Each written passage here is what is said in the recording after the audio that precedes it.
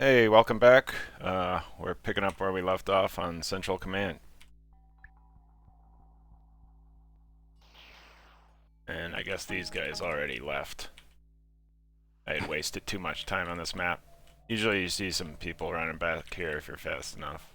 They just They run might to be a back. goal and disappear or something. It's kind of like that third map in Marathon 2, with all those four teleporting out. Ah, he went away.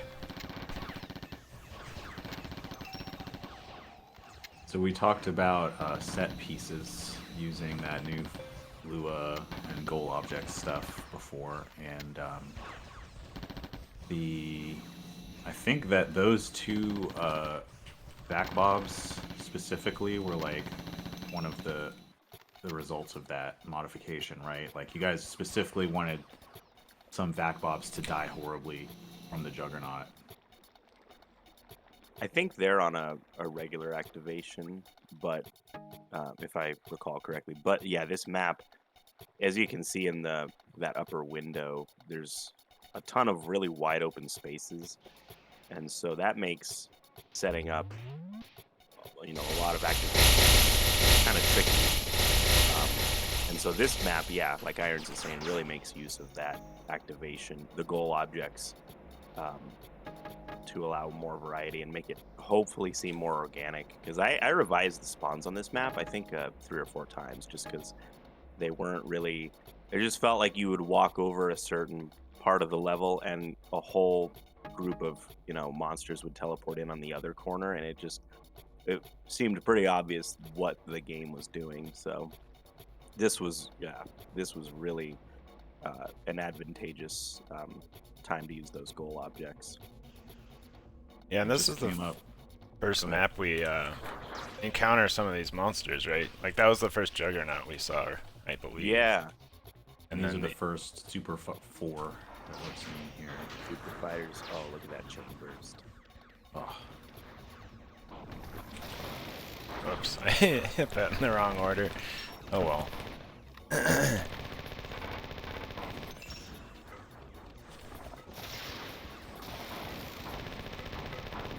it's nice to see this game played the way it's supposed to be instead of no cans cowering and running around corners all the time.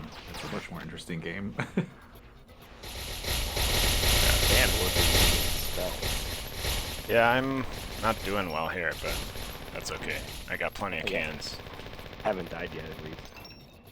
Yeah, it's easy not to die when you can just heal on demand, but Yeah.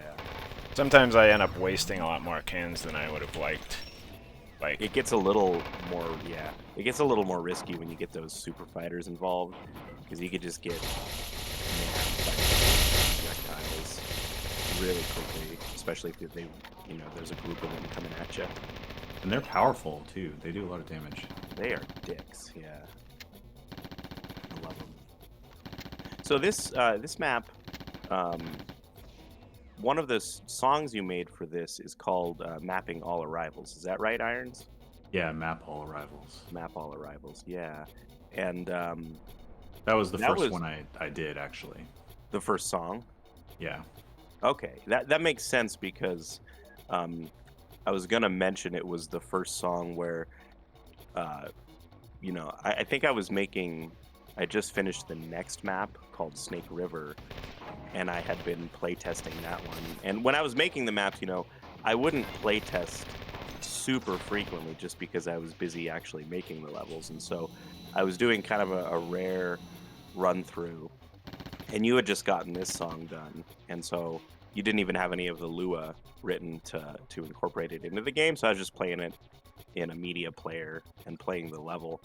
But it was I guess since it was the first song, that makes sense. It was the first kind of moment that I got really really excited for what the soundtrack meant, because I was just so used to playing these maps, obviously, and it added a whole new dimension to the atmosphere and the tone of the combat and exploration, um, and so that was just something that really kind of reinvigorated my enthusiasm for the scenario. Just because you work on these things for so long. I worked on for my parts, I worked on this for about 2.5 years, And I remember that was one moment that really gave me a big kind of second wind, I guess. Um, so I really enjoyed that and I hearing really that for the first appreciate that. time. Yeah, Yeah, and and by it the way, really these guys can't okay. hear what music's playing, I don't think, so I'm getting the I killed a juggernaut, so it's playing the I killed a big thing music right now. So And it's that's probably the Yeah, first time that will play. Like that's the first chance you have of it playing in the game so far is when you kill that juggernaut or some of the hunters and mother of all hunters and mother of all cyborgs here. So there's a lot of new music in this level. oh yeah, this is the asshole guy, right? Yeah, he's funny. He keeps condescending everyone. I yeah. can't You remember. Was started it this like one. Work started this one, and then I added some lines to him to make him to kind of lean into that Yeah, dickishness, I guess. yeah, and he's got a brother, right? What He was does. his name?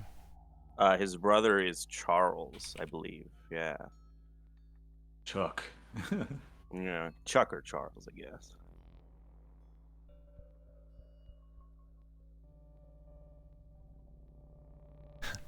Yeah, so he's kind of funny if you talk to him, get all his dialogue. The so map all rivals was kind of what I had in mind when making it was this level. Like I believe I had gotten to, well, I don't know, maybe not. I'm not sure. You said it was a 4 level demo initially, so maybe not, but It would have um been, yeah, this map would have been in that demo. oh, Um, okay. I remember you mentioning, yeah, that you were inspired um, by this map for that song, and it fits really well here too. I just happened to see it the first time on Snake River. Yeah. Yeah, I just think that middle building, something about it, the echoes in the music, Yeah. it all goes well together. So that chain burst that Work just used, that's a perfect example of those goal spawns, right? Because we already have seen enemies teleport in that courtyard, and then you come up this ledge and you see even more teleport there, and it allows you to get this really good kind of over high up view of the chain burst in action. Yeah. So that wasn't possible early on. It's funny how many people miss this opening right here. Like, they'll come up Yeah, here, they'll look around, and then they'll, like, get distracted by this area, and then they just never notice this. It's kind of funny. yeah. I don't know how we can draw people's attention to it better, but I think just probably some items teleporting in. Like I could just move these items or some of these up to that spot and then just have them teleport in when you walk by. But having watched a bunch of people kind of play through stuff, play through these levels, I can guarantee you there's a couple people that would also miss that too. It is, you know, like it took me a while to find that the first time I played, Yeah. but it was also the level has so much going on that it, I didn't feel maybe like the last 2 minutes that I was looking for that or what turned out to be that thing, that switch, but leading up to that, there was so much going on that it just felt like I was doing what I was supposed to do, which you know it kind of was. Like you got to clear the area out. There's a lot of stuff to find. so I don't know if we've sorry, I don't know if we've talked about the leading shots yet, but if you can see if I'm just holding down strafe, he's shooting it right where I'm gonna be. And I wanted to do that because it's just I feel like circle strafing gets boring kind of, so I wanted to mix it up a little bit. Oh yeah, this guy's gonna try to blow me up. Yeah, I think with these super fighters and later on you see kind of a boss encounter almost and there are a couple different instances where yeah we wanted to kind of like I don't know foil that usual strategy that's just really easy to employ in marathon combat, and some people kind of find that annoying because I think they're so used to it, but it's sort of an intentional decision on our part. You don't want to overdo that, but you want to. We wanted to just change the way that people were thinking about some encounters, right? Trying to make people change up their approach. Yeah, for sure. I mean, everyone's gotten used to the whole circle strafe thing, especially on these big streets. Like, you could just cheese the whole thing by running around, right? Just in a circle. Yeah. So I think it makes the combat a lot more interesting. If they're, if you have to actually pay attention to where the projectiles are going and react to it rather than just hold down a button and know that it's all gonna work out. The first, I guess it was maybe 3 or 4 of them that showed up in that area with the pillars. They weren't there initially. There was a different encounter there, and so when I first played it, all I saw was, I got down to the street and there were probably 20 guys, and somehow there were projectiles leading my, I couldn't see who was doing it, but I was getting sniped and killed by these things that were just mixed up with the rest of the monsters, which was kind of an interesting experience. But I like that you guys chose to highlight their existence on their own. Yeah. Yeah, we changed it to that first room that you see. Yeah, I think you were mentioning with the columns, right? That's the one you're talking about. Yeah. So this level, this was actually the 3rd level made for the scenario, and I had intended to make all the levels in sequence, and so I had originally kind of set out for this to be the 3rd map, and I kind of view it as the hub of the scenario because there's 4 exits to other maps total on this level. So this is kind of the first, big change up in sort of I guess, from a regular marathon. I guess, I don't know if the first, but it's the first that really kind of starts to explore that level state thing. And so as I was making it, though, I kind of quickly realized that this was going to be a humongous map and probably the biggest map of the scenario, which it is. It's the most complicated level of the scenario. And so I kind of started to feel like, well, this is a really big level, and I had already set out from the beginning to do 10 maps, so I had that in mind. So I was thinking that it was a little too soon to get something this kind of big and something that would have this much combat and be this action packed. So pretty soon, oh, rest in peace. So pretty soon, I made the decision to do 2 maps. 2 other maps after this that would come before it, and those were Locked Down and Trimmed and Burning, which we just played. And so then that makes this the 5th level and kind of makes it, the halfway point in the scenario, and that felt, more appropriate to me for how big it is and everything. So, and that's also one reason I think why, I was mentioning I was playing through Marathon 2 when I made those last 2 maps. I had also just gotten off making this really complicated map, and so I kind of set out to make pointedly simpler maps, just because I was kind of sick of how much crap I was having to keep track of here, Yeah, you were able to take a break because you had to keep chaining this one. I remember for various reasons. I mean, you didn't even, you added a significant part onto it eventually. Yeah, you're talking about the cavern below. Yep. Yeah. So I had always had that. I had always had the cavern in mind. There's a level below here which you'll see later, and I won't talk too much about it until we get to it. But I kind of had to. One thing that I had to be very careful of when I was making this level was polygon. How many polygons I was using. And so, when I got to the end of this above ground section, I think I was at about 1,400 polygons. And I only really wanted to get to 18 or 1,900 because when you get around 2,000 polygons in Wayland, when you're making a level, it starts to get a little sketchy. You start to reach the upper limit of what you can do, and if you use too many objects or sound objects or whatever, you run the risk of the level crashing. So I really didn't want to get close to that at all. So I had to be kind of mindful of my polygon usage here. And if you've played another scenario we worked on years ago, Huge, um, if you've played the campaign, you've probably played the last level of that, um, which is a tower map that I made. And so I just really love making towers. And you can see it in a bunch of net maps I've done, um, as well as that level in this one. It's just one of the things I love doing. It's a fun challenge. Um, and so I kind of wanted to make almost a serious version of that map. And so that's kind of the origin of this level. One thing that's different though, that map has a huge moat around it that you can fall into and die instantly.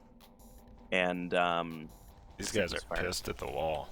I think it's firing at a bob up there. But yes, sometimes they get confused about the bobs. Yeah. I think there's like one bob that's inside the tower that I need to take out. That'll hopefully solve some of that, one or two.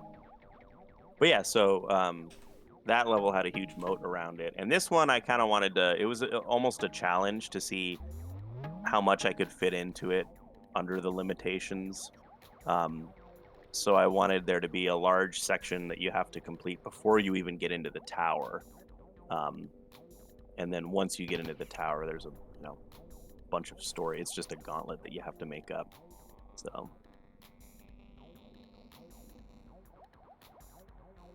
Alright, so I got the uplink chip, so time to go into the tower here. Another note about the music. I mentioned that there's only one like main level, or what I call a level soundtrack, level playlist soundtrack track that that is scripted to play at at the first time you go in the level, which is in the very first one. I hope, like, I don't know if I was just too lazy or didn't think it was that necessary for this one in Map All Arrivals, but I think this level in particular, if I'm not mistaken, work is when you started noticing the early versions of the Lua controlling the music, like doing really weird stuff, like it would just play the battle music over and over again, or it would just stop playing music, I think. Yeah, So, it seemed like there was a few things going on, and I feel like half of it was just because I kept pausing the game. which is a valid thing to do.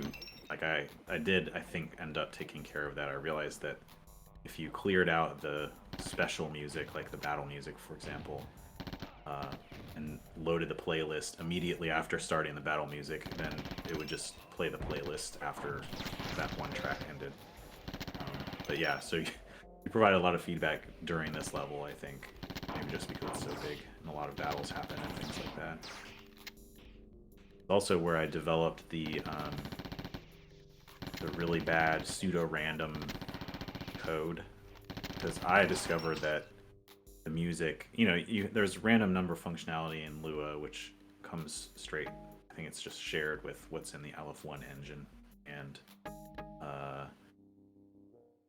the thing is, you get a seed when you start the game, and then, if you get a random number when you load from a save, for example, you're just gonna get the same number as you would every other time.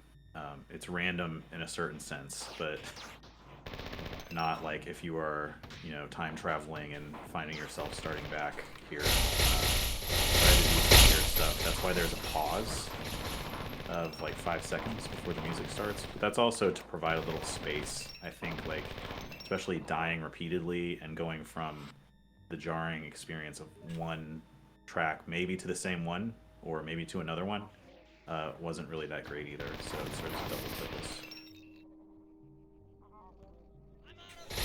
So this tower is kind of what inspired the whole map filter, which is probably pretty obvious. I think we've mentioned that too. But the map filter wasn't in place until pretty late in the process, and so I didn't even think that was going to be a thing when I was making this level at all, um, and I kind of just expected that there would be a number of people that um, would not really appreciate that the overhead map is so convoluted here. But what I tried to do with that is, obviously when you don't have the map filter on, the overhead is completely useless. So the tower is hopefully pretty easy to navigate just on its own. I tried to make it so that like you're not going to get lost on a floor. It's going to be really easy to find your way around, and I tried to make each room and each floor look very different from the last one, so that it was pretty easy to figure out where within the tower you were. So I really tried to do that, but I think some people just rely on the overhead map more than others, and that's okay. Um, and But I'm really thankful that the map filter made its way in, just because it allows those people to do what they want to do and poke around. And I think some of it's for secrets, right? They're looking for maybe stuff like that, or other people just like to keep track of the overhead as they're going up. I've never really needed to use it too much when navigating levels, so Hope that's just not. kind of my own, Made just in 'em. general. I mean, like when I'm Oh, playing marathon. Like I've yeah, it's not something I pull up super frequently, so I've never related super strongly to people that have it up all the time, you know. And especially yeah. people that use overlay map. That's just a crime. Well, Um, another thing that we discovered about overlay map, maybe it's widely known. I'm not 100% sure that it's true, but it seems like it actually brings the frame rate down to 30 frames per second, regardless of your settings. I think that's why the frame rate display disappears when you pull it up. But as part of the whole frame rate stuff, we couldn't tell if it was because of that or if it was an actual performance issue. Work did most of the heavy lifting figuring that out. I tried to make it efficient from the start, but I missed a few things. But Are you talking about the um, map filtering still? yes, yeah. Oh, okay. Yeah, I had to. We had it running at all times, but really it only needs to run when the map is actually open. So that's kind of one thing I put in, is just keep track of if the map's open, and then only run that And there, code if it is. Keep and turning it it's up. Like behind the scenes, it's actually turning the the filtering off every time you close the map, and then turning it back on if you had it open again. and it also only like I think I had it doing its thing every like 15 ticks every half second or something, maybe, if or maybe it was even more frequently, and you reduced it to one. I think we also 1 second, and we also made it so that like it only did much of anything if you moved polygons. So like we had to cut down a lot of what it was doing, but because maybe work can talk about this. Like there's a whole bunch of other Lua going on at the same time, so even if my thing had been super efficient from the start, we were always concerned about what sort of overhead it would tack on to what was already going on here. Yeah, and a part of that's like just I don't know, left over from my Pathways into Darkness port, because that just had tons of Lua running constantly. I don't know how much is actually running like on a tick-to-tick basis in this game, but yeah, there's probably some stuff. But I was just a Yeah. little nervous that, I don't want it trying to like loop through all the lines and stuff. Because in order to filter out these, it has to know, which polygons and lines to draw. So just doing that every tick was making me a little nervous. Yeah. Plus, and it's not just what the Lua knows. I also think that the map rendering itself takes. I think that's why part of my suspicion about the 30 frames per second. Don't tell Tree Llama I'm impugning his masterpiece, but he'll probably refute what I'm saying. But there it is. Gauntlet thrown down. So we're But, getting yeah. the IADDs, Istoria drones, Yeah. for the first time here. So that's what we just did. If you're paying attention to the lore and stuff, is we just put in that uplink chip, which released these guys, and turn on This the is basic kinda defenses this is of kind the of whole like thing. a bit of a like victory for the player. You actually activate the defenses, and you kind of have a bit of a win against the four. One thing I want to mention on the top of the tower there is the sound.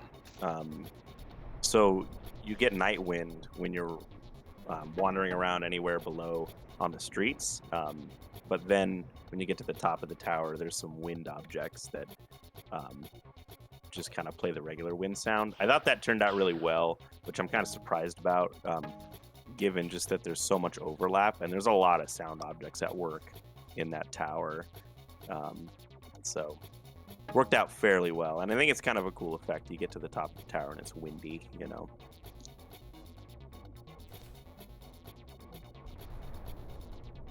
Alright, I think we're getting pretty close to the end here. Yeah, so you've put the uplink chip in. You've given Sullivan some access to the outpost defenses. You've activated the drones, and then that terminal mentions that you've activated some like anti-orbital bombardment type devices that make the four ship kind of make it leave orbit a little bit or get into a higher orbit. So yeah, kind of almost like a, I don't know, a midway victory in the game. And this But level now- has... Oh, go ahead. A drone shot way in the air. Yeah, they do that. Yeah, with the increased damage that you get from leveling your weapons, sometimes it has weird interactions with the, like, kickback. Yeah, the defender is really... when I'm being a coward and sitting in the water in Snake River, it annoys me. Like, I'll shoot them with the SMG, and they just fly straight up, and I can't even aim at them anymore.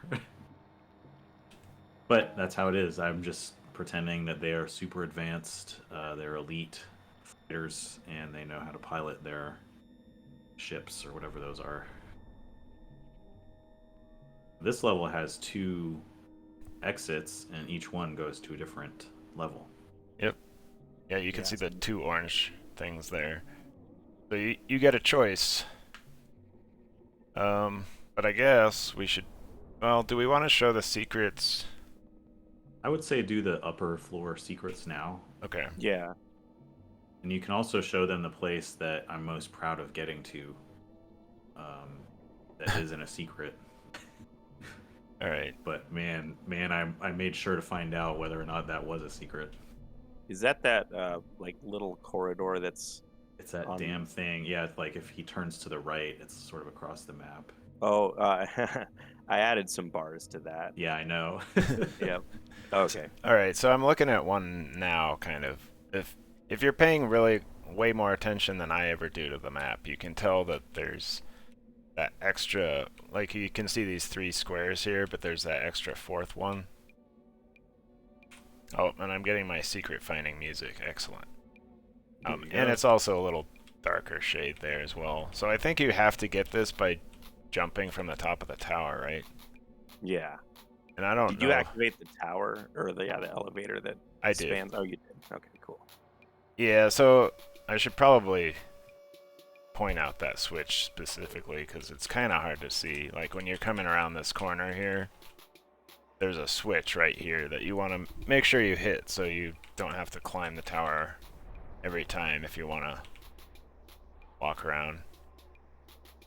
That's kind of a nice part of the landscape here. And I think that planet is casting that shadow or something. I think that's what ended up happening there. Oh, So cool. it's kind of like a... Terrigen keeps track of all that, and it kind of works out nicely. I remember there's like a... I That's, don't know if I'd call it a documentary. There was like home movies that Bungie made while they were finishing up Marathon, the first one. I don't know if you guys have seen this, but there's like one of the guys is sitting there I don't know if he's testing out the landscape, you know, transfer mode, or he's looking at the stars, right? Because that's all you get in Marathon 1. And one of the other guys jokes with him, and he's like, so if you sit here for 1,000 years, you see a supernova or something. It's just like kind of the feeling I'm getting from these landscapes that actually change, you know?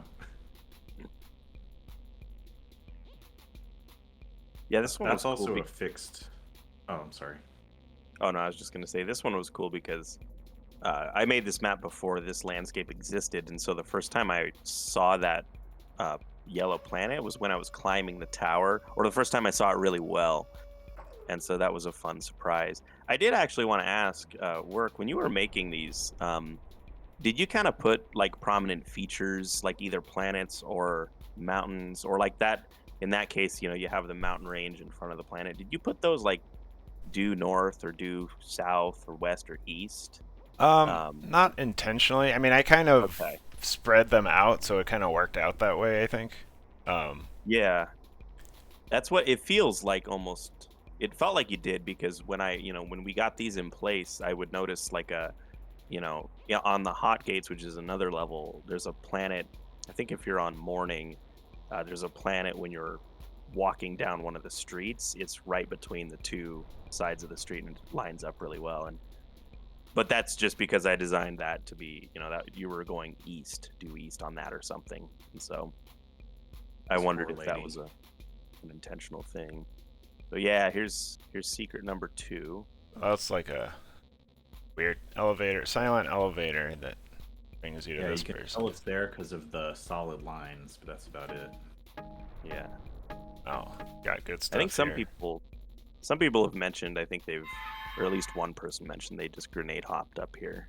That's how I get there usually. Yeah. I actually launch from the one of the lower windows, and I do the same thing for the other secret, Gotcha. but it's also not as reliable.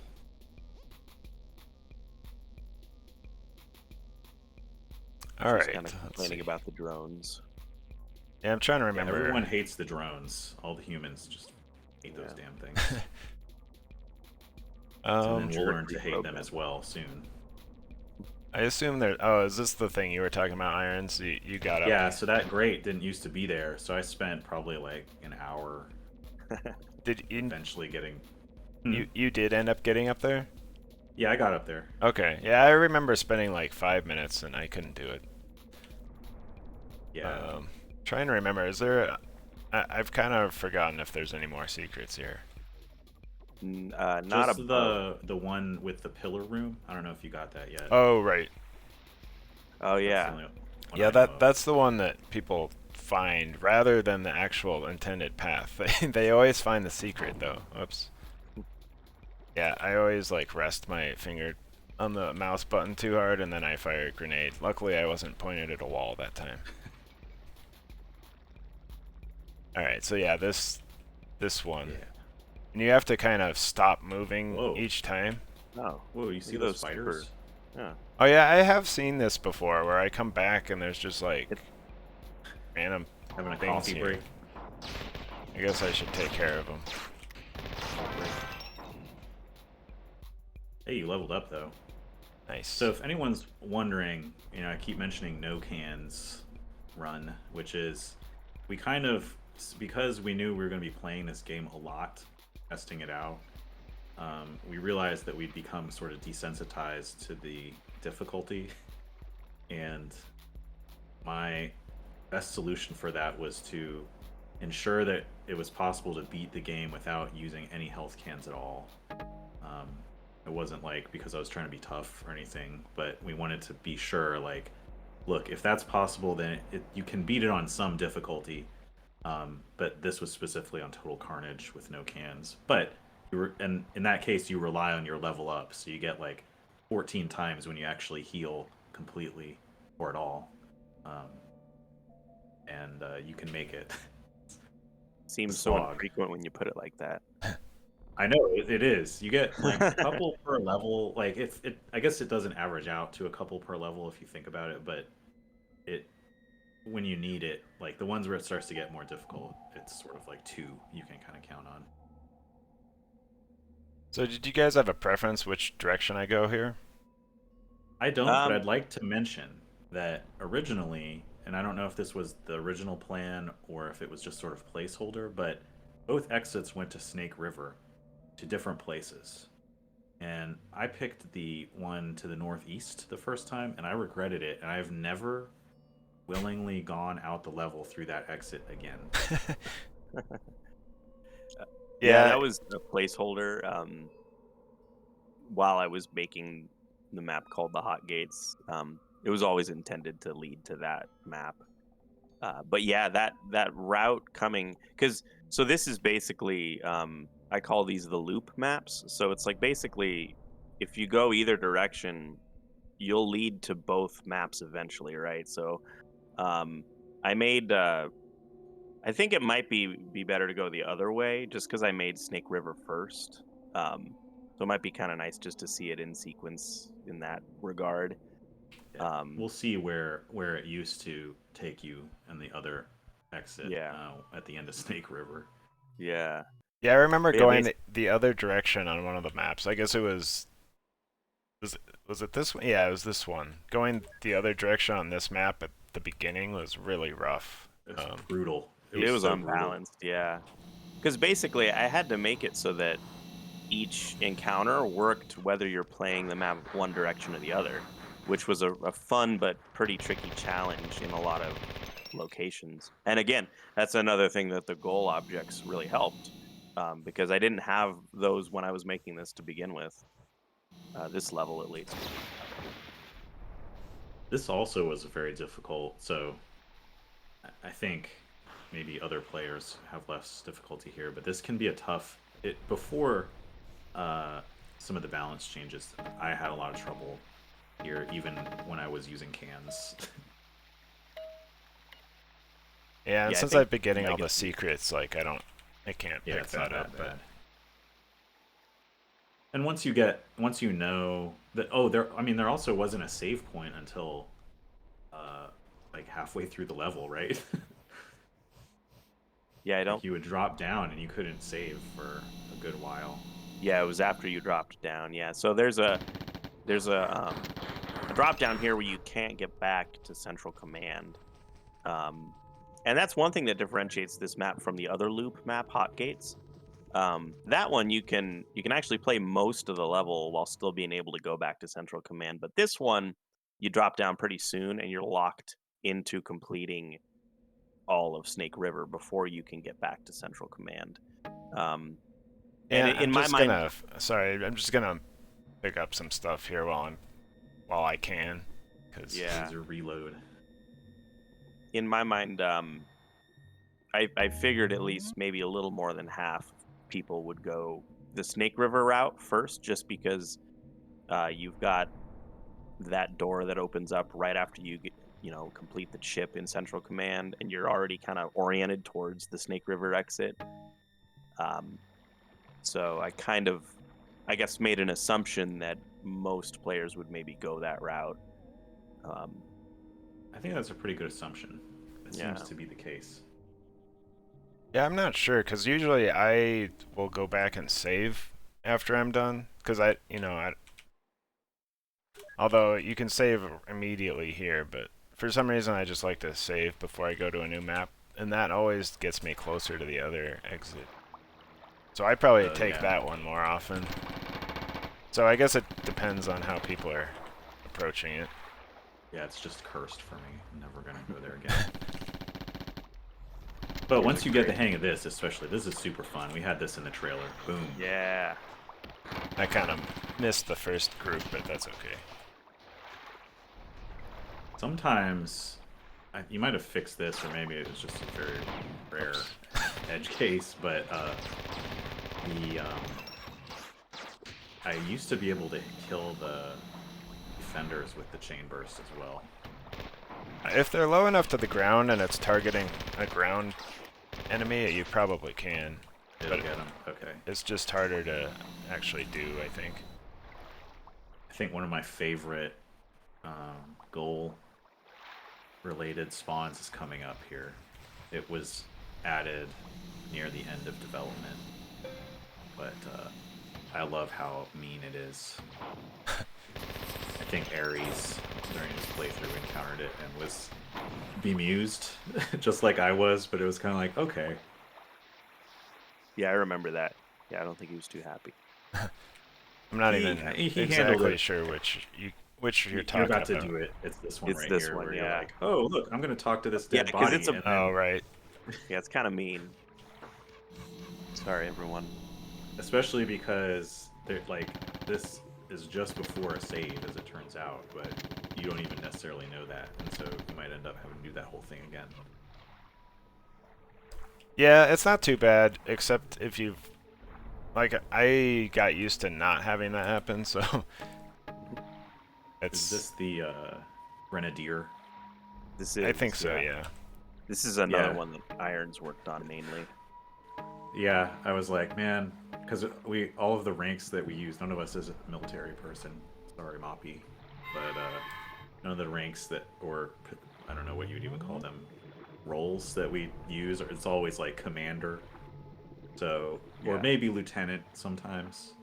Uh, so I was like, I'm gonna look up what like a specific thing. Settle on Grenadier. I also figured that a rifleman player would really like feel a connection to that specific dead body. I like this encounter because if you just go into that room, that super fighter is on you really, really fast. And it always kind of surprises me how fast he comes around that corner. And That again, that's save another wasn't there, place you by the can way. kind of get douched right before a save. Yeah, that save didn't used to be there, and then there was that ambush Work is looking for. So it was Yeah. rough. Yeah, I guess that doesn't exist anymore, but like when you Yeah, it was a stood right super fighter here. and 2 defenders, Yeah. and I would like get the shotguns out, have a lightning ready, and hope that I killed 2 of the 3 with the lightning. And if I didn't, I knew I was screwed.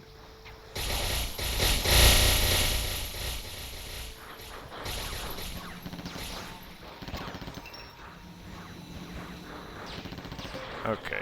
That's probably not the best way to handle this room. I just figured So I'd be that's- a little more aggressive here than normal. I think that's the first. I guess if you go this way, that's the first defender with guided projectiles, which is something I don't. Do you guys remember if that's how it is in main marathon games, and you just never notice because you're not usually on their bad side, or did you add that work? Sorry. I was concentrating too much there. What? Oh, sorry. The guided fit defender projectiles, were they already like that, or did you add that flat? The red ones are always guided. Yeah. Yeah, so it's just something that you don't usually end up worrying about in the real games. I think you And you see have one to worry on. about all the time. I think you see one on Trimmed and Burning. You see, there's one where you're like near the. Oh cliff right, yeah, area. he's been in the water area. But I Like in think the- for a while these were the first couple you encounter. Yeah, I think so.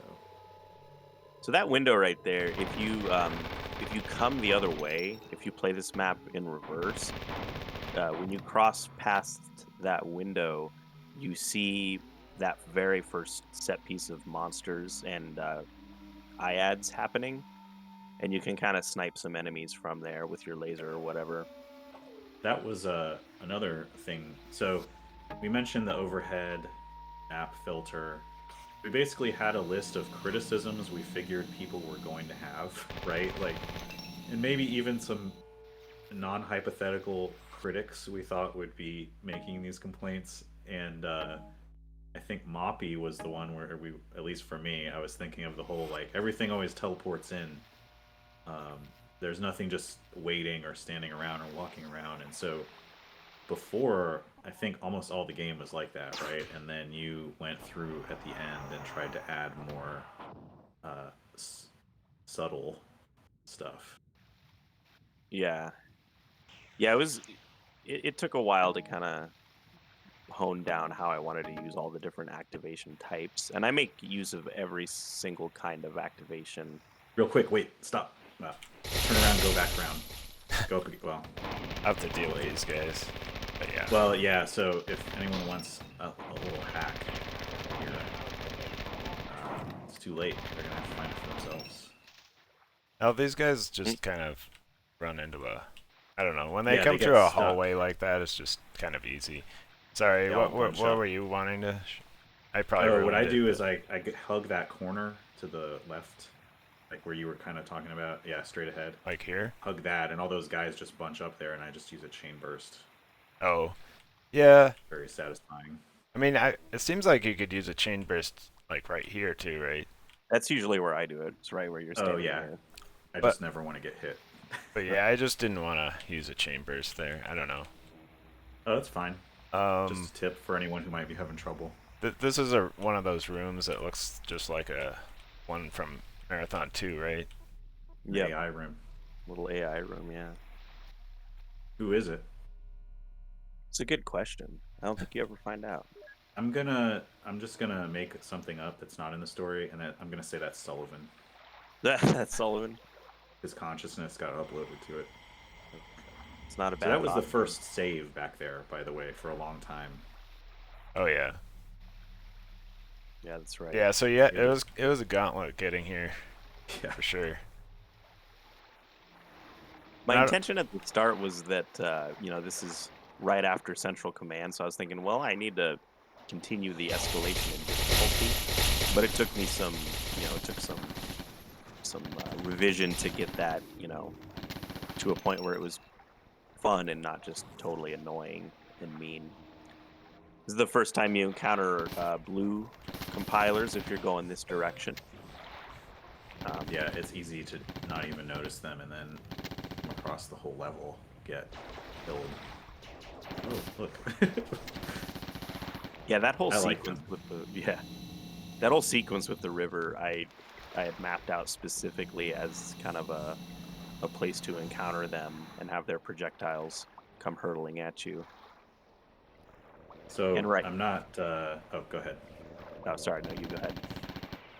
First of all, my cat's here, so I apologize if anyone is distracted. But I'm not gonna want to give away too much, but I think there were some worries or some just natural comparisons that we thought would be drawn to other scenarios, and the blue compilers were like a big point with you guys, right? Like you were worried that it's like Ryoko had them, Arnold has them or something, and it was like kind of something that I remember you guys returning to a couple times of like, man, I don't know, do we really want them to be blue? Do we really want them to act this way? And then Work like noticed that he was like, oh, I use that because it's already in the color palette. Like they already exist in Infinity, right? Yeah, it actually turned out the color is, and then as far as the shooting fast bolts, that's also from Infinity. Yeah, that's in one of those like so-called dream levels or whatever, right? Yeah. So That annoying lava one. it did feel like at first maybe we were getting too close to other people's scenarios, stuff, ideas, but yeah, it's really pretty.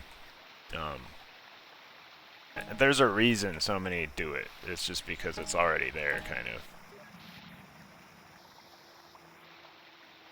I want to say our projectiles are a little bit faster even than most of the others too. So I could be wrong, but if that's the case, then that sets them apart a little more. Look out behind you. Yeah,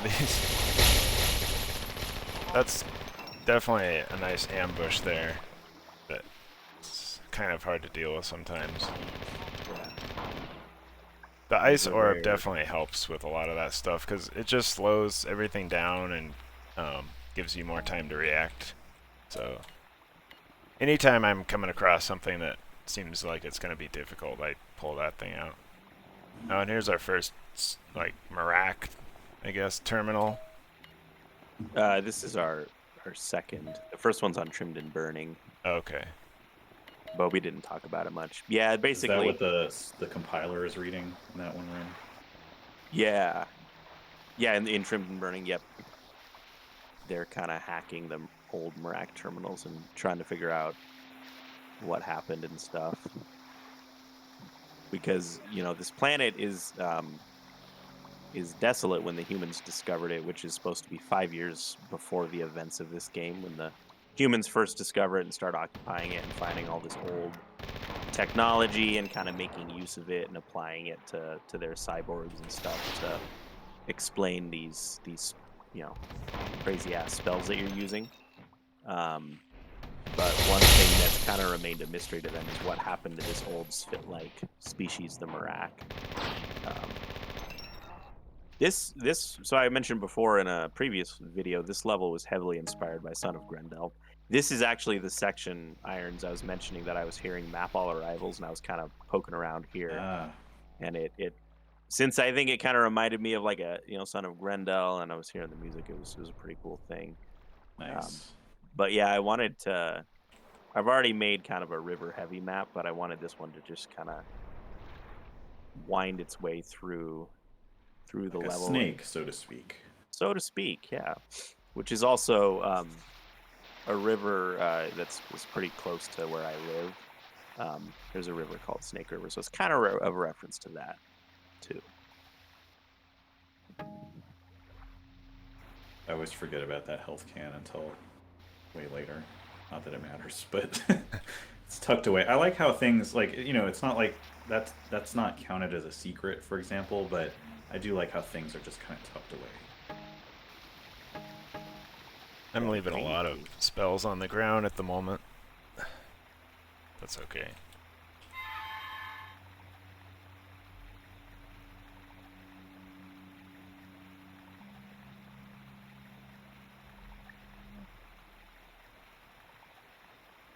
Yeah, This is so one that you primarily wrote work. Oh, right. Yeah. I think I threw an Easter egg in this guy, right? You did. Businessman. People that are follow my dumb fiction stuff will know that I always throw that in. That's mostly there for Toonsonator, I think. Alright. So I think we hadn't really talked about this. This is the first time you see this landscape here. It's the morning time. You'll see it basically the first loop map, whether it's Hot Gates or this map. Because That and the terminal, right? what was that? The Yeah. ice orb is so loud. Oh, that like the loop map work kind of it required even more Lua on top of what you're already doing, or like a couple terminals, right? So that it would say, hey, have you been wherever yet, or something like that, and then also for that specific landscape being what you see if you go in either one. Yeah, this is where the landscape logic, I guess, kind of just goes to. I think it's if 10 minutes pass and you're in a level, then if you transition to another level, it'll switch to the next landscape. Yeah, it Um, might be 15, but something like that. Gotcha. Yeah, this is the first level where, you know, at this point you've seen Central Command, which you'll always see at night the first time, and that's the last time that I had a map with a specific landscape in mind. But yeah, no, the terminals were kind of a pain in the ass on these two maps because, yeah, basically, in the next Sullivan terminal that we're pretty close to, he tells you that he realizes that there's a massive 4 fleet on its way to Istoria, and that you guys are probably kind of fucked. And so your victory from the last level is kind of very short lived, but that that plot point you can encounter either on this level or on Hot Gates. So I had to make sure that I kind of that the player would get forced into a certain route and have to come across that terminal before proceeding. And then so like on this level, we're pretty close to that terminal, and there's a switch, and that switch opens the door to proceed to Hot Gates. But that switch also then has those terminals change on later on, right? And it locks you into that path, if that makes sense. And so the same thing on hot gates. There's a point when you get locked into kind of a path, and I guess technically you can probably grenade jump out of that, but I haven't heard of anyone trying it yet. It's a pretty deep hole that you'd have to jump into. But yeah, you get locked into that path, and then that's when you get that plot point delivered if you take the hot gates route first, you know. And then those terminals, you know, depending on which one you complete first, they'll change to kind of, you know, the follow up.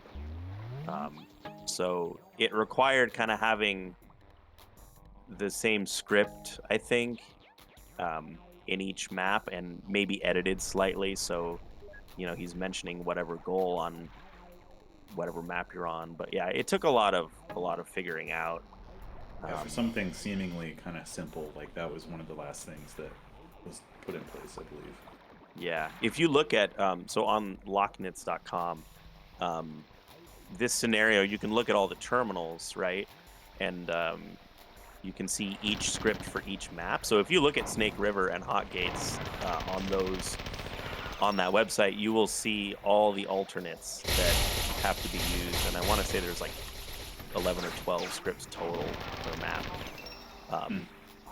Even though there's only like, you know, however many terminals themselves. You can see the comments too, right? That you left. Yeah, yeah. I left the comments in for keeping track of what would show up where, depending on, you know, what switches were flipped and whatnot.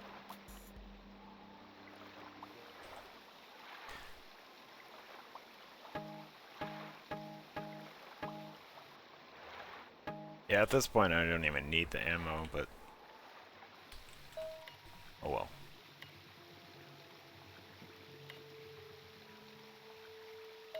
That's one of my images. I like it. It's just very informative. Which one? That last one. That. Yeah, Oh yeah. I think it works. You know, It does. it's not flashy. All right. Let's see. I know a ton of stuff's coming in. Just trying to think what I want to do here. And keep in mind that this is the opposite corner of where this hangar is. You know, in this hangar area, that's where the other Central Command exit went for a long time. So you were encountering all this stuff. Eventually, for me, it was like in a very narrow corridor, and I would get backed into it, and then at a certain point, the guys would just be right in front of me if I transitioned back into the level, because I would try to dodge and get, you know, pulled into Central Command. It was just not a good experience.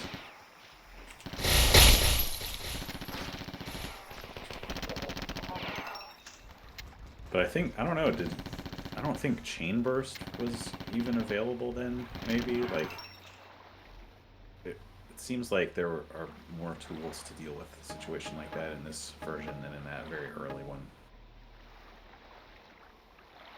I think Chambers was always on Central Command the first time, but I do stagger the spawns in this room if you come that other route. So right now, like, you got everything spawning in, the Juggernauts, the Super Fighters, but if you come in from this Hot Gates route, or what used to be Central Command, only you know, half of the enemies spawn, and then you make your way about halfway across the room, and then the Juggernaut spawns in.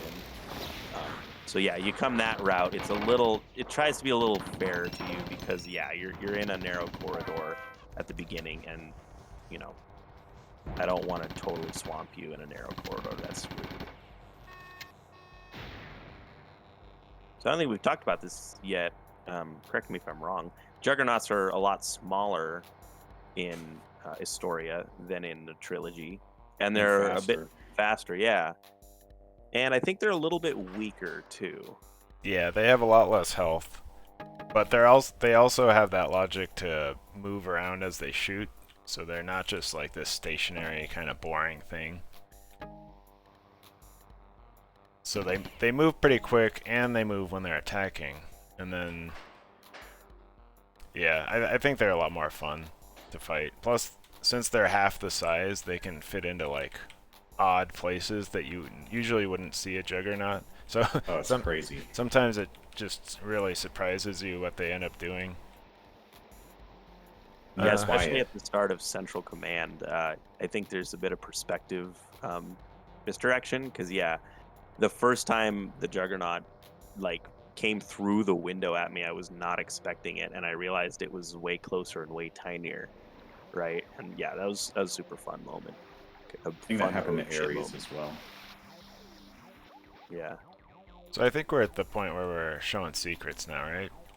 Yeah, I really want to see how to get. Oh, maybe this secret isn't until Hotgates. Yeah, so this area over here, people try to find, like, because you can kind of see it on the map, right? There's something over there, but you can't actually get You there can yet. get up there. You can grenade jump from over here, but it Yeah. doesn't get you the full thing.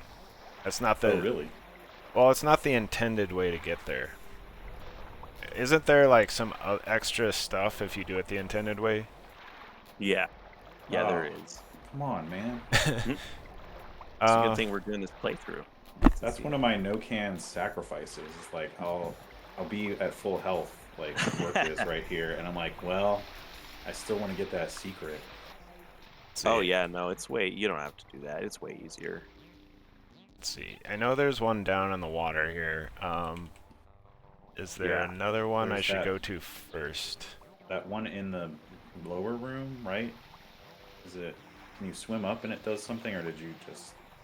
Oh no, there's nothing in this specific room here. But yeah, I think you can go to that one first. You tried to like swim up, make it so you could swim up this column just for fun, right? Yeah. So yeah. You used to be able to, or no, never mind. I'll No, just, I'll Just just in my, go to that was this just in my fantasies. well, I wanted to make it that way because you mentioned that it should be that way, and I agreed. But then I tried to add it, and just there's the architecture there's a little too complicated, and it was giving me some guff, and I didn't feel like redrawing it. So yeah, you can't swim up that water column, sadly. Sorry. All right. It was too late in the development process. I was like, ah, crap. So yeah, you may have noticed this door earlier that won't open, so that's how you get there, down in the water. And if you know about that secret ahead of time, well, does it count as a secret? I can't remember. It does. Yeah, Okay. I think so. If you know about it ahead of time, either whatever it counts as, it's a nice way to get a drop on those 4 fighters, the Super 4 that are in there. I always kill them that way. Okay, so, and I think, is this secret here like the same kind of place as it would be in Marathon 2, or am I misremembering It's- that? I don't remember exactly where it is in Marathon 2, but yeah, it's the Middle one. middle one. Yeah, right there. So that one I feel like people will find if they're familiar with Marathon 2.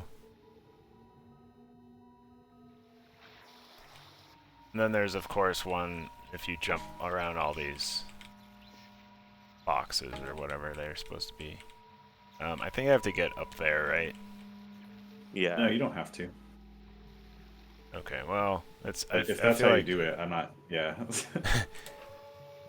I always kind of forget the route to this one. oh yeah, I shot too much. I need to. Okay, I think you're right though. All I need to do is get over to Yeah. that. Yeah, it's just a little bit of recoil each time. Okay, whoops. I need to pay attention to how much ammo I have.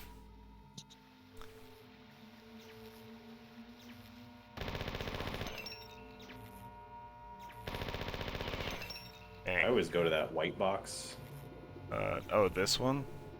but yeah, whatever works.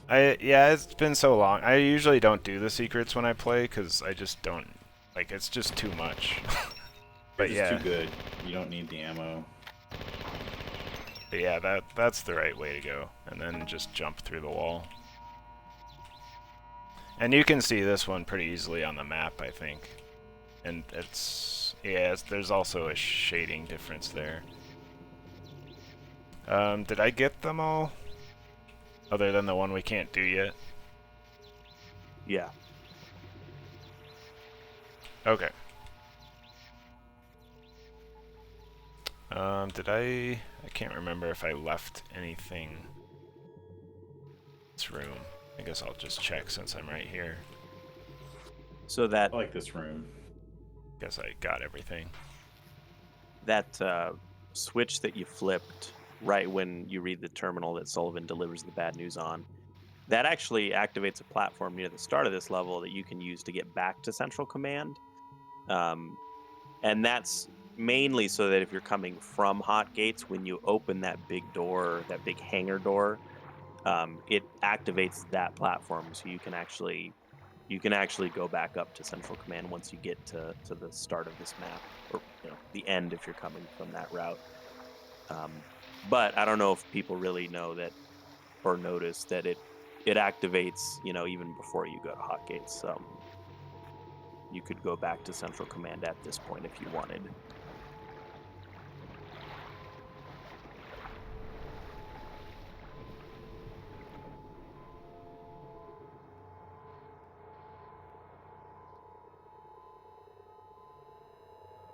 Yeah, so this door over here, I'll show you. That's part of this other secret that we were talking about that we can't do yet. But this is the intended way to go, right? It's through that door. Yeah, and then there's that big hangar door kind of perpendicular to the one that you open, yet right here. That door also can open, but you just can't get to it yet. And yeah, that switch right there, that opens that door that you came through if you're coming from Hot Gates.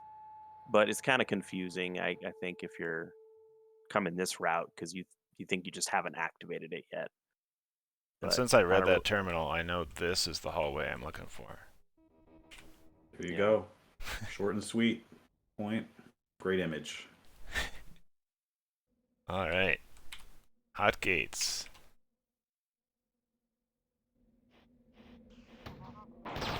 It's kind of a rude opening there. This guy is just attacking me instantly. Oh yeah, this is a good...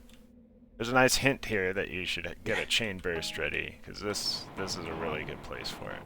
Oh, and now we're getting the new troopers for the first time. The Super Troopers. So I think the Grenadier character mentions them. She's actually, I believe, your first inkling of what's waiting for you if you read or figure out what to ask her. There's a nice mess here. That was a very effective chain burst. Now the chain burst doesn't always kill a super trooper, right? It should. Oh, It's well, just I need a refund then. Whoa. Something's shooting at me. I don't know where that guy came from. Okay, so now we're back to the original landscape at daytime.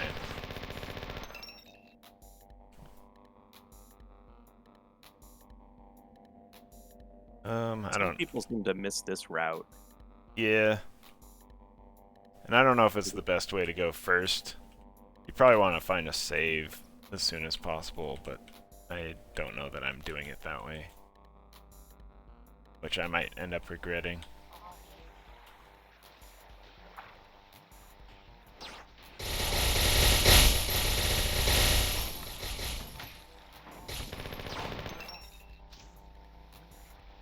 And the other thing about the super fighters, not only do they lead their target, but it's actually a 50-50 chance whether they lead the target or they just shoot directly at you. So that also kind of makes it so you have to pay more attention. Because just leading your target completely, like 100% of the time, you could cheese it pretty easily, right?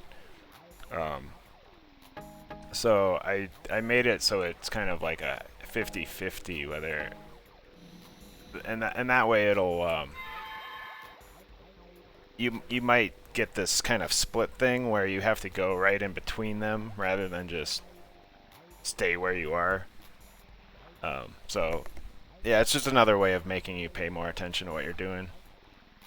And this person, I think, I also wrote this one, and I don't think I did a good job because I can't even find half the dialogue. Like, I think there's dialogue in here about moving the magma around, but when I just have like a natural chat, I never actually stumble on those keywords, so I don't know if I did something wrong there or what. Or maybe it's just me. This person does mention the reflect, Oh, right. which you acquire for the first time from this person if you take this route. Yeah, oh yeah, because she was kind of like, her backstory is she was one of the people creating the reflects. Like, that was kind of her main focus. Did you pick it up? That's a Oh, good yeah, I see question. him. I might have some just from Yeah. secrets at this point. Like, I have all these items I'm not supposed to have yet. But yeah, it looks like I looted it. Okay. Reflect, I feel like, is kind of easy to sleep on. Yeah, let's see if I But can pull it off here. it's super, super useful, especially for, yeah, these flying encounters, defenders or whatever, compilers. And if an enemy's projectile seeks, then if you use the reflect, something, happens to them. You used to be able to re-reflect stuff Wait, how? so Oh, that you would like juggle it in the air. oh yeah. And at one point, you noticed that we were reflecting like the player's own projectiles. Yeah. That was. That was a nasty surprise. Luckily, we caught that one. Okay, so there's my save. Oh. This is another map where there are a ton of different options for how you want to play it. And again, is another map where those goal spawns are super useful because there's just so many routes you come from. And there's kind of two big set pieces on this map, at least in this above ground area. The first one was right at the beginning when Work used that chain burst, and then the second one's right here. You get it's kind of a, you get a couple different sequences within this set piece, but yeah, these two huge groups were really, really meant to capitalize on the chain burst and get a really good use out of them. Yeah, and these troopers are nasty if you're not careful. Yeah, they're the main reason, I guess, and maybe defenders, why I always try to have a couple reflects available. Okay, this time I'm gonna save. Since it's right here. Oh, something. I just heard a whole bunch of grenades. Okay. And these guys can also, like, they don't really need a line of sight to you, right? Like, I've had them shoot over stuff. Like, not a line of sight. So maybe it's just because of the way the projectile travels, but I think maybe, like, I've had them lower on this level shoot me somehow. It's really weird. You gotta watch out for them. Yeah, so their projectiles are different in that they'll actually aim up. So, like, most troopers have a limited range that they can shoot you from, because they always shoot straight ahead, and the gravity of the grenade will not take it very far. These guys compensate for that. The blue ones do, and they will hit you from very far away. So that's probably what you're seeing is, you know how marathon monsters often just like shoot the wall because they can just see you even though it's Yeah. not actually a real line of sight. Yeah. So 2.5D. so they're kind of doing that, but with the extra added challenge of they can actually shoot you from further away, so it's even more confusing where some of that stuff's coming from sometimes. And guy. this door here is new, and it's like super like douchey. I had to laugh when that guy killed me the first time. Yeah, that one was not there initially, so yeah, it was a complete surprise to me. Like, but that's okay. It's usually Yeah, what he used to do is he would walk out with the other guy, so that it would just be two of them kind of coming towards you. And I was Yeah, like, his oh, spawn never moved, but yeah, Yeah. the door is a new thing. like, oh, he must have taken that guy away. Okay, and then So this is He's- where the first place you get the flamethrower, the toasty. I don't know how people pronounce that. I pronounce it tossed because I didn't even understand what it was supposed to be for years. I just say toast, but Okay. I don't know how you're supposed to say it. And then for the shotguns, I called them Westy M's because I thought it was like you were in a Western, not Wasteums, which I think is the intended joke. Yeah. And I never use the flamethrower unless I'm pyro, in which case I'll use it constantly. I should use it more. It's a good weapon, but I think the main problem is just since so many things are immune, it's hard to like actually get good use out of it. Which is why the pyro is so fun to me, because you can just use it against everything. Yeah, that's handy. Okay. I think the first time I played the entire game, so once you had completed everything, was as pyro because it had been a long time since I did that, and especially at the very end, it was really fun.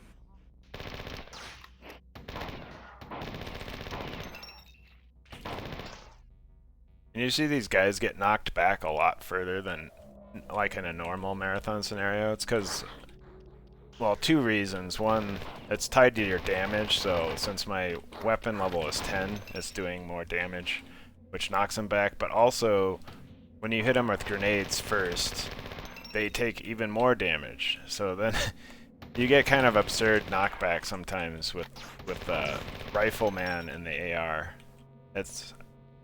It wasn't really something I had planned on, but I think it's a fun little bonus, I guess, just to see monsters flying around. The area straight ahead is the place you enter if you come from Central Command.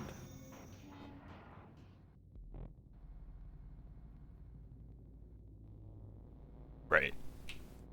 Through that way. So I'm out of chambers now. I think I've been using more than I typically would have. Just because it's... Oh, you don't need any in the rest of this level, do you? well, the one that you get, but yeah. Okay, that was a joke. Got it. Yeah, these guys... At least that one can get to you. When they're by themselves, though, they're kind of easy. Yeah, I think it turned out that the So, most yeah, there's- dangerous like threat that they pose is when something else blows them up and flings them into an area you don't know where they are, and it turns out it's right next to you, and then they explode. Yeah, for sure. Or, like, if you use a black hole. We saw this... Yeah, that's what I'm thinking of. Yeah. Yeah. Okay. Definitely not using enough lightnings. This is one of the early terminals that reveals what's going on with you, right? Yeah, I believe that's the first terminal from I think Wasserman. there are some dead bodies who kind of are like, hey, never thought I'd see one of those spoilers. Well, I'm not gonna spoil it, but never thought I'd see you again. And then you kind of get more info, or if you just missed that because you didn't get to that dialogue, that terminal is what gives you a scoop. Hate that guy up there. Yeah, I think I'm just gonna ignore him. And I'm full. So part of the reason you get full on ammo with these things is just because I didn't want screenshots being of like 700 fusion ammo, just shots fired. But you know what Yeah. I mean? Like it's Ow, you just came out and said it. yeah. But yeah. So I didn't want like you to just have tons and like just ridiculous amounts of ammo for one gun. So there are limits. It's kind of a soft limit though, because if like it says I'm full on the SMG ammo, but if I were to run over, like see some on the ground, I could pick it up. Like it's not going to prevent me from picking up. But just I can't use the ammo selector on it. You can't ignore that guy. That's the problem. Yeah. God. I know. See, like, I waste often when It's I usually lightning play. on 'em. They're precious, man. Well, there's some left over though. Never. Never waste the lightning on them. They don't deserve it. That's true. I could Instead, I'll have. waste like 30 pistol clips on them. Yeah. If you notice the way I play this game, you look at the weapons that I've leveled. It's like 2 mainly. I think that's just my way of playing these types of games where I want to master, like I want to be I don't want to be a jack of all trades. I want to master a couple different things and then just use them and I think that might be why I always have like more ammo than a lot of other people. It's just cuz I'm using stuff that I'm really good at. Okay, I guess we're ready to jump down here. The terminals tell you to clear up the top part of the map first. So I'm following directions. Oh, that guy didn't want to die. Okay. I guess I'll jump over there. There's probably something good here, right? Nice. I guess I can use that. These elite fighters here are so good at leading. I think one time I was traveling, in excess of 10 or 20 world units per second, and they managed to line up a shot. They got me. It was like a 90-degree angle to the way the guy was facing, too. This group here, if you're playing telekinetic, it's really fun to just shove them off the ledge here. Like you can just kill them all without even firing a shot for the most part. And that gets stronger as you level up, right? No, you can just do it No. more often. Okay. It's been a long time since I was telekinetic.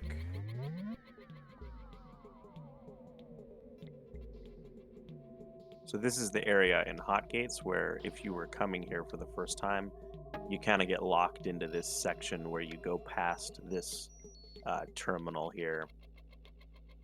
And this is where Sullivan would deliver the news that the 4 fleet is on its way.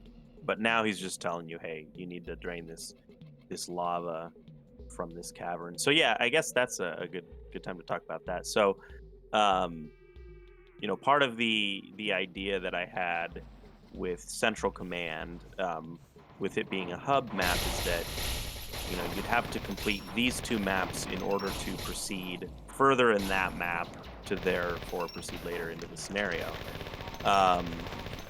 But I don't know, I didn't want necessarily there to just be 2 like keys that you'd have to find, one per level. There's nothing wrong with that, but I wanted like there to be a key mission and then something that's slightly different.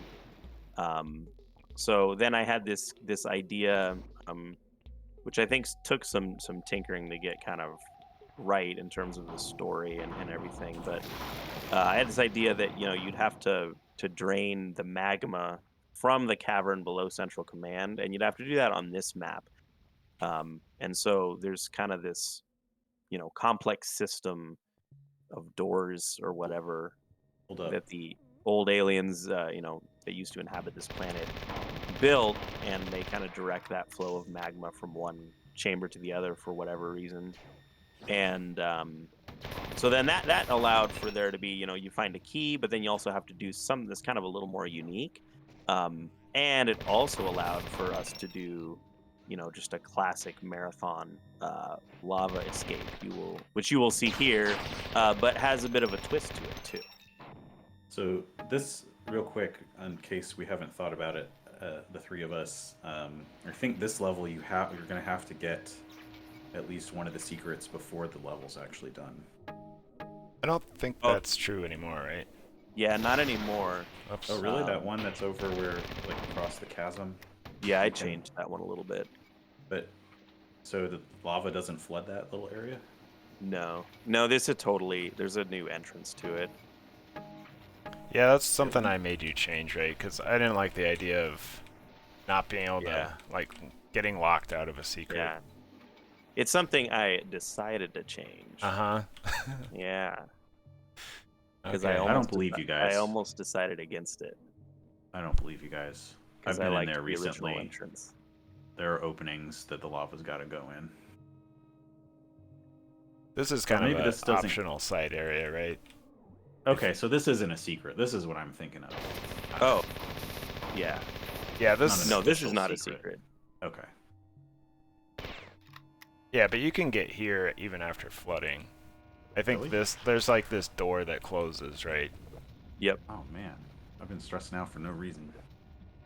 It it used to be that you couldn't. Like you could drop down here and you'd just die because it'd be full of lava. I remember that.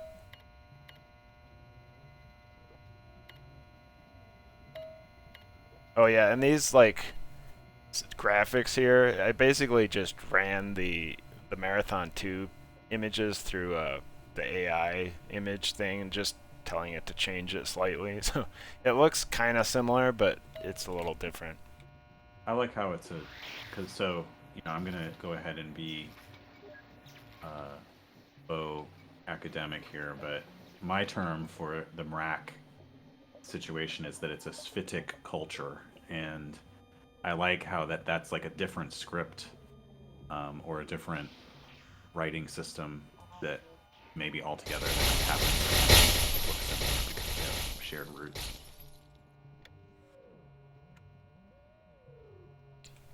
Hmm, You can just leave that there. Don't worry about it. chain burst. I wonder if I'm gonna need that. I kind of realized I should probably swap those shotgun shells for something else because shotgun shells don't uh, toggle switches in this game. So They I should did probably. for a bit, didn't they? They did, but Yeah. then there's some tags that can get a little wonky if you use shotgun shells. So Yeah. look at this. I think Ares declined to pick up the chain burst first time. Yeah, and Oh, this... before you leave, turn on the overhead map. So this was one of the, I think, the main level that really actually benefits the most from this. If you like toggle it, that's fine. It does. Yeah, this is the most, I think, egregious. If you didn't have the map filter, this would be kind of the most egregiously complex maps of the scenario, just because that top area with the streets, like I can see the map being really useful for exploring that area. It's not quite simple enough that you can just confidently poke around the whole area, I think, without Yeah. wanting the overhead map for some people. So yeah, I think this is probably the best application. Oh man, poor guy. Oh man, now he's all staticky. Something's going on. Oh look, hackers.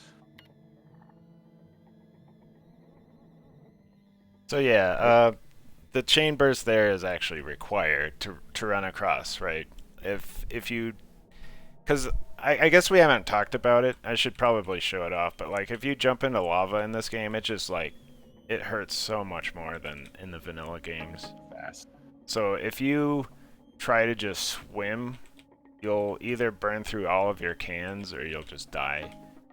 So you have Thanks like for getting rid of this switch, by the way. Oh, I didn't get rid of it. It just closes if you already Oh, opened. If you've already opened that big door there, that that shit switch was so closes. confusing. Yeah. To me I too. would like grenade jump up there, and be like, "Oh, I missed it," and then it was not. Yeah, it's there in case this hangar door is not open yet, and then you can open it. Yeah. let's see, that's everything, right? Yeah. Yeah. This level really, I mean, has some tough encounters, but It was, I think, part of what I like about it is just how it looks, maybe. But I felt surprisingly at ease playing it, even though those street battles are huge. I think It's it's a very good calm. example. It's a good example of if you really start using your spells, you know, or not start, but if you've been using your spells, it's really easy to manage those huge set pieces. But if you're someone who's maybe a little more resistant, and this is something that we're going to see more and more, I think, pretty quickly as we progress in the scenario. If you're more resistant to using your spells and you're really trying to rely on weapons, you really start to get challenged a lot more, and then I think the scenario basically becomes kind of impossible to beat. You know, maybe not totally impossible, but I don't think you're having fun if you're not using your spells later on. Yeah, for sure. All right. We want to do secrets. Yeah, I don't know where any of them are in this level, so this will be interesting. So there's one Oh, that it's funny. that There's I'm one right. that I think. Oh, sorry. I was just gonna say. I think. Oh, maybe I moved to the body. I think you wrote the dialogue for the body on the I was secret. like, That's I know funny. one of these assholes is down here, but I'm never gonna find it. It's funny you've never found him. Yeah, Sorry, what were you saying? there's no tell for this first secret that I'm gonna show. Um, Well, well, there's kind of a tell. I mean, there's a line going up there.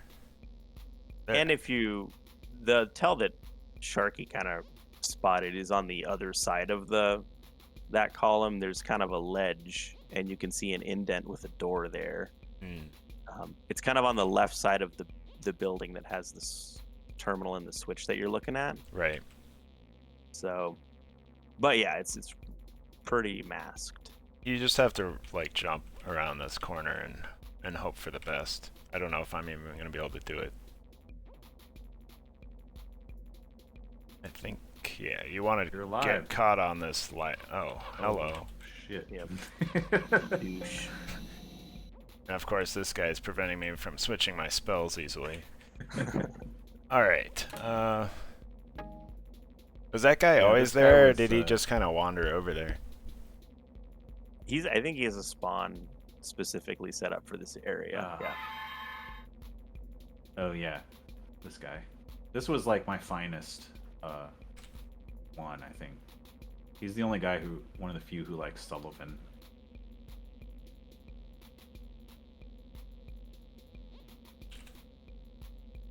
Is there anything specific you remember that I should ask him about?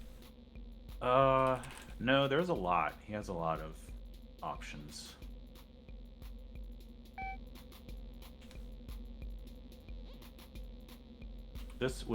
So not to brag, but Windbreaker ran these, I think, through these in the terminals through some kind of AI grammar helper, right? That was just Grammarly, yeah. Okay, well, and this one might have been the one that didn't have any suggestions. So if you're looking for a fine, narrative, you make sure you make that jump. I didn't mess with the bodies too much when it came to the Grammarly suggestions, just because like they're human and I wanted them to sound imperfect. So, but I specifically didn't mess with yours. I think because the dialogue was a little more stylized. I felt like in a cool way, like the way that they spoke, and so I didn't want to mess with that too much. So yeah. So, finding this secret is hard enough, but then you put like a second secret within the secret. Yep. Man. And then this switch here. Oh, this terminal doesn't do anything. Well, not yet. Okay. Okay, gotcha. Okay, so that is what opened the doors on Snake River. Yeah. So actually... Okay, so in order to get the Snake River thing, you have to find the secret within the secret. That's interesting. So, Yeah, that's really Windbreaker hard. mentioned wanting to make it like a speed run strat, as they call them, in that community. I don't know if you've heard of that, but Yeah, that... you can skip a large chunk of Snake River at the cost of your experience and stuff. But um, yeah, if we go and check out Snake River here, you'll see that you can basically go from the exit on Hot Gates really quickly to the Central Command exit. And the only other thing that you need to find then is the key. But even then, there's kind of a route that opens up that lets you get there fairly quickly. And Oh, this I know is about this secret. this isn't a secret. This is just a place I had forgotten to go, I guess. That's why I know about it then. Not a real secret. And you don't actually have to grenade jump here. I just kind of screwed that up. Okay, so let's see what else. Did you already show the secret in the cavern? Oh no. Yeah, so we can go do that. I think that's the one you were confused by irons, right? Yeah. Oh, Yeah. Sorry. Because I don't know what a secret is. At one point you could jump directly down there, but you didn't. You closed that path off because you wanted this door to open. I think was that Yeah. the. Yeah, I wanted Also, to compel you to open that door so you could read that terminal next to the the super switch. troopers down there would just kill you if you were like you didn't even necessarily know they were there. That's one of the ones I was thinking of where they'd be down there and maybe you could see their feet or something or like part of their head, but you'd already have 30 grenades headed your way. So having that So is this just narrower space is helpful. is this just a misalignment or what's the tell on this? I'm not really seeing Yeah, it's that. just a little misalignment, and I think it's like 1 or 2. Like there maybe. darker. Yeah, like 5% or 10% darker. Jeez. Remember? And this used to be different also. It used to be you had to jump into some lava to get it.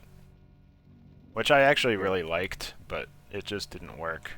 You can see this wall here is closed off now, so this is why this room didn't flood. And the room doesn't flood so that you don't get soft locked if you jump down to that ledge on the other side of the cavern there. So you can still teleport out if you end up on that ledge.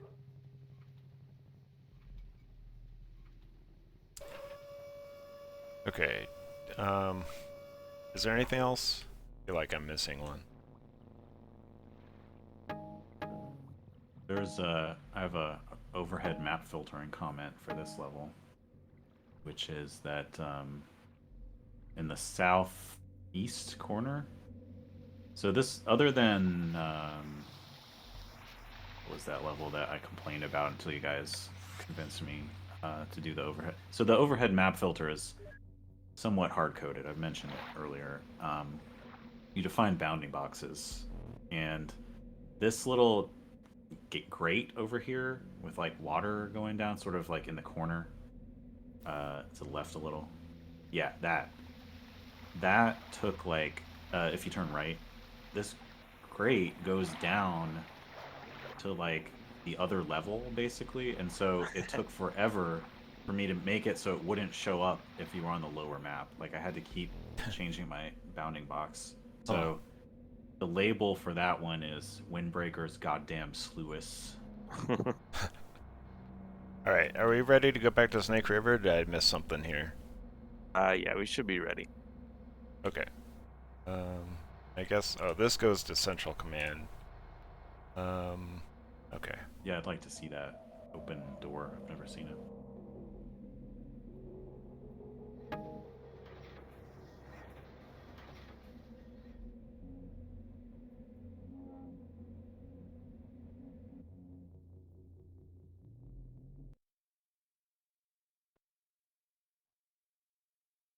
So you would come in here, fight a bit maybe. You need to open the... Is it true you need to open this switch if you've done the secret? Or I guess you do because the elevator wouldn't work, right? I'm talking about like... Never mind, I'm just rambling. First get this guy. Yeah. Yep, so goes through here, and then this is probably, yeah, this is what you're familiar with, irons. Yep. Is this little area. So there's not more stuff in here. It's just that you get more stuff because you've done the other secrets. Okay, yeah, I guess that's what... Okay, so if you did grenade jump up here, you would Okay. get that secret. I'm not as sad. Alright. I didn't actually. I thought there was more stuff. Oh, now it's sunset again. Okay, so that's that. But then, let's see. The door over here, I guess. Yeah.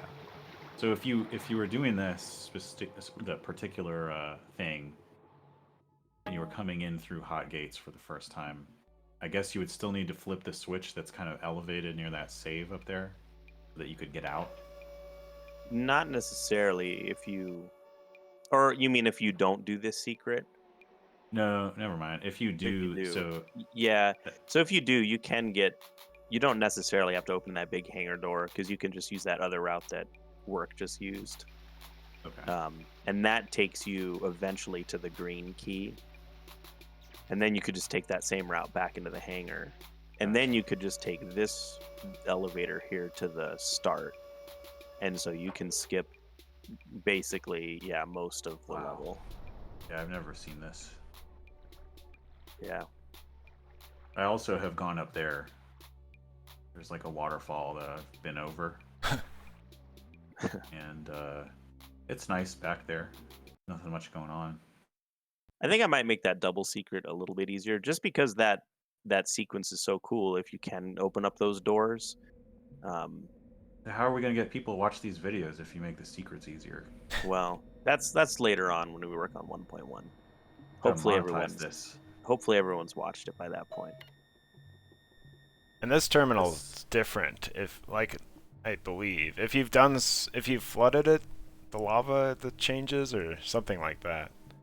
Yeah.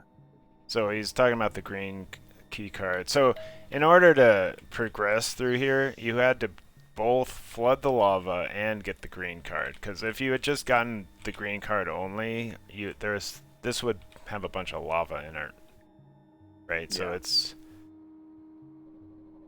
there is a need to go to both of those loop maps.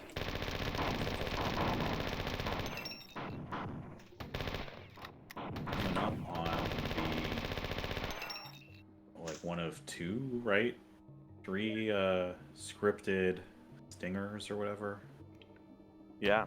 Music stingers. Yeah, so right here. So did we want to continue to the basement here? Or Yeah, let's do it. okay. Yeah, it's fine with me if you guys are still ready. Yeah. Keep I'm going. awake. Oh yeah, so here's the music sting. Yep.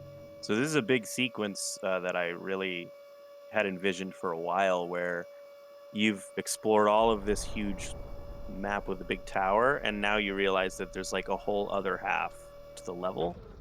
And so I felt like it'd be cool if there was something that went along with that. And so Irons put together that really cool sting that plays, which activates if you lower below a certain height. That's how it's scripted. So here's another enemy. I kind of wanted some interesting enemies in this game. This one definitely counts as interesting, even though it might be controversial. But like every time you hit it with something, it will teleport. And if you notice what I did, I hit it with an ice orb, and that puts that kind of snowflake thing over its head, so it's easier to track that way. You can also use a chain burst to put like a reticule on it. You can't. I don't think you can actually kill it with that, but you can see where it is. Right. And we don't have a lot of those monsters in the game, just because they are a little bit on the annoying side if you're just trying to, you know, run through and kill stuff. Because it does change. It slows the game down a bit, I think, when you're having to like spin around and look where it went. But in you know, kind of small numbers, I think they're really fun. That so my philosophy towards the music was to try to be pretty organic, meaning not scripting a lot of stuff specifically, and also making the conditions under which like the battle music plays pretty loose, so that again you can get silence instead, or it just keeps playing what was already playing. But I think that particular moment, especially, so you see, you know, you thought you had a good handle on things. You monster that is like a mini boss almost. Really gives you that, you know, we're not in Kansas anymore. Like, we already thought we weren't, but now we're really not. I love this dead body here. He's pretty funny. Yeah, he doesn't have a lot to say. I don't think he mentions his name, does he? No. No. Yeah, but someone else kind of alludes to what his name is. I think someone else just makes an observation that he didn't make it to the surface. And his name's actually Doug, and it's because I'm assuming he was kind of probably wailing when he died. So, little reference there. Man, these guys spawn behind you. Oh, I didn't do that lightning very well. Oh well.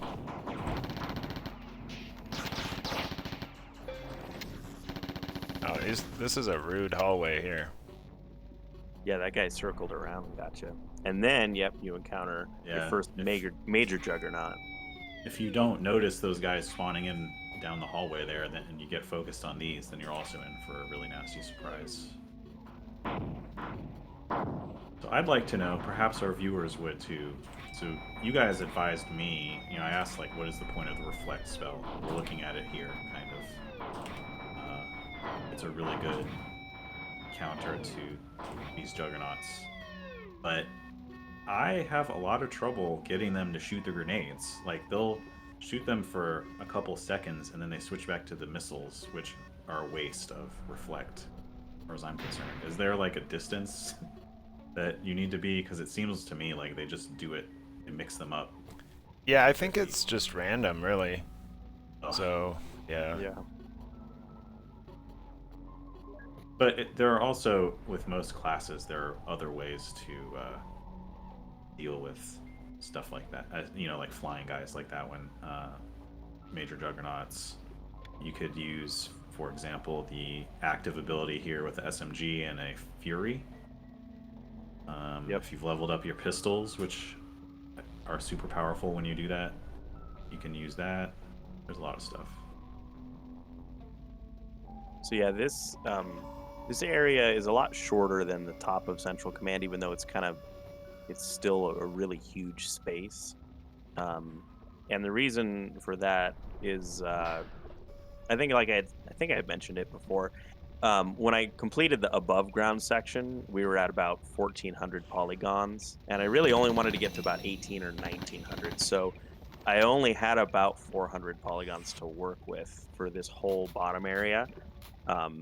And so it's a lot, you know, it's you know, a lot shorter of a sequence just because there's not a lot that you can really go on because the polygons are so much bigger and stuff. But I think it works really well, and I'm kind of glad that it's shorter, you know. I think I'm really happy with how that whole sequence turned out. Yeah, my heart kind of dropped the first time I came down there because I thought it was going to be exactly as involved as the upper floors. Yeah, and it's kind of crazy to think that we're still on the same map as the top of the tower. Like, we're way below ground here, but it makes use of pretty much almost the full like 64 vertical world units that you can use, you know. Right. So yeah, that was the end of the map, so I'm just going back to, I think there's just one secret down here, right? Yeah. And it's one of the easier ones to find, I think. And is there one that's not marked as like? Yeah, I was gonna say know. There's a secret that has like, I guess, kind of two components to it here, right? If we want to show that second component. Sure. Yeah, so I mean, this is pretty easy to spot here, that shading difference. I don't think you were trying to hide it too much. Like, some of the secrets we want to be more obvious than others. But yeah, before I go in there to teleport out of this space. Is this what you guys are referring to? Yeah. Yeah, so it's just kind of actually, if you've played Pathways into Darkness, you'd probably recognize this as like a nightmare explosion death, but colored red. So I don't know, it's just that's where we got that image from.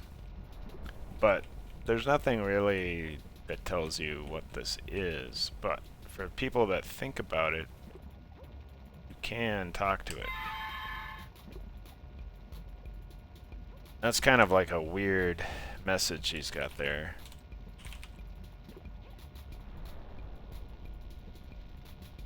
Okay, so this guy is a Marak.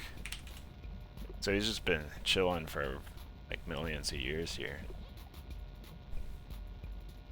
Yeah, if Getting you a nice follow hot the bath. if you follow the terminal, the Marak terminals, on Snake River hot gates, and then the one that's pretty close to here, you'll know that there were 20 Marak, and even some more afterwards, kind of executed in this cavern. So yeah, the idea is that this is probably one of those. It's now accessible to you. That dialogue was written by Work. Yeah, I wanted something a little more interesting. I couldn't think of like, okay, here's something that's been here for millions of years. What kind of interesting thing could he say? It was kind of harder than I expected when I started writing that. I like this, how you, it looks like there's almost a, I don't know what I'm trying to say, the texturing on that just was well done, I think, with writing that elevator down. It looked like it was almost on a track or something. I really like the one that we were talking about that goes from the upper floors to the middle area there. The way that looks, like the way that the circle moves with you, the window. Mm-hmm. So, did you guys want to end here for now? Yeah. Yeah, probably a good idea. Okay. So we're getting towards the latter half of this scenario now. Getting there, so. Made our way underground. Yeah, we're not going to see any landscapes for a little while. That's true. Alright, well, thanks for watching. We'll see you guys next time. Bye.